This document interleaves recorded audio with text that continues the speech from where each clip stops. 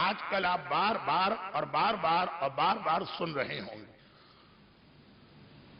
کہ روزی اور روزگار کے لیے بہترین جو عمل قرار دیا گیا، شیخ عباس قمی نے مفاتیح الجنان میں اپنے الفاظ میں یہ لکھا کہ جسے یہ عمل مل جائے، سمجھو اسے کبریت احمر، ریڈ سلفر، سرخ گندھک جو دنیا میں بہت کم ہوتی ہے، جیسے آج کل شاید یورنیم، وہ مل گئی۔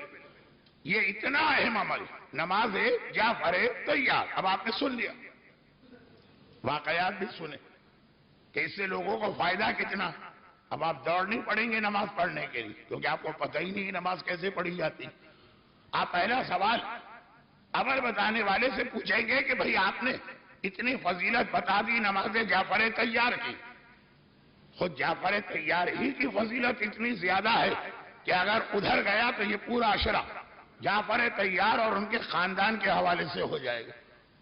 لیکن خالی یہ نماز ایک تحفہ جو جعفر طیار کے ذریعے سے ملا، بلکہ اس نماز کا دوسرا نام ہی ہے الصلاۃ الحبوہ، تحفے والی نماز، گفٹ۔ نماز کا نام ہی ہے گفٹ والی نماز، لیکن آپ نہیں پڑھیں گے چاہے اس کے کتنے ہی فضائل اور کتنے ہی فائدے کیوں نہ بتائے گئے، کیونکہ پڑھ ہی نہیں سکتے، طریقہ معلوم ہونا چاہیے۔ ابھی بھی اسٹل اتنے رائج ہونے کے بعد کچھ ایسے لوگ ہیں کہ جب اعلان ہوتا کہ فلاں کا انتقال ہو گیا، نماز وحشت قبر پڑھیں، پوچھتے ہیں کہ طریقہ تو بتائیے۔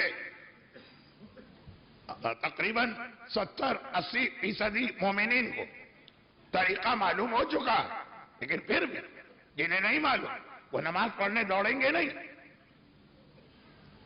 زمانے کے امام کی ایک نماز ہے امام زمانہ، بڑی تاکید آئی، کہا کہ غیبت میں مومن کی یہ 4-5 ذمہ داریاں خاص اپنے امام کے حوالے سے، دعائے عہد کم از کم 40 دن پڑھ لے۔ یہ سمجھیے کہ دواؤں کا ایک کورس ہوتا کہ بھئی اینٹی بائیوٹک کے 5 دن لینا، دعائے عہد امام سے باندھے جانے والے اس عہد کا نام ہے جس کا کورس ہے 40 دن۔ اب یہ بہت سے لوگ یہ کورس کمپلیٹ کر چکے ہیں، اس کے دہرانے میں کوئی حرج نہیں، لیکن 40 دن۔ یا دعائے ندبہ، کہا کہ یہ غیبت میں امام سے تمہارے رشتے کو مستحکم کرنے والے 4-5 عمل۔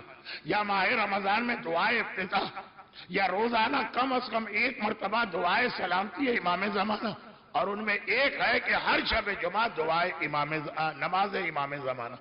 اب یہ کہا کہ مومن کی ایک پہچان یہ کہ وہ غیبت میں اپنے رشتے کو امام سے کٹنے نہیں دیتا۔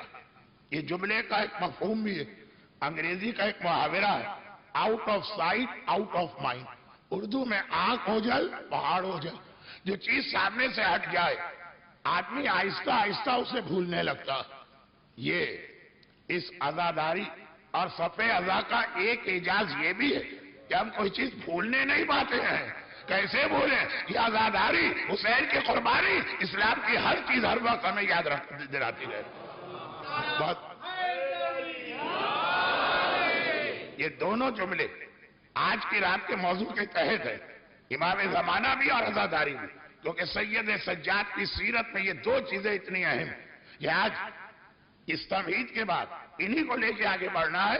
میں کچھ لوگوں کے چہرے پر حیرت کے آثار دیکھ رہا تھا کہ کیا مولانا یہ بھول گئے کہ آج کی رات شب شہادت ہے؟ نہیں، مجھے یاد ہے اور میں اسی کی تیاری کر رہا، لیکن اپنی جگہ یہ تمہید خود بہت اہم ہے۔ تو وہ بات یہ ہوئی کہ یہ رشتہ جو ہے امام سے غیبت کی وجہ سے کمزور نہ پڑنے پائے، تو یہ 4-5 عمل بتا دیے، جن میں باقی چیزیں تو سمجھ میں آ گئی۔ دعائے ندبہ، دعائے سلامتی ہے امام سے، اس بچے کو بھی یاد ہو چکی، لیکن نماز امام زمانہ کیا؟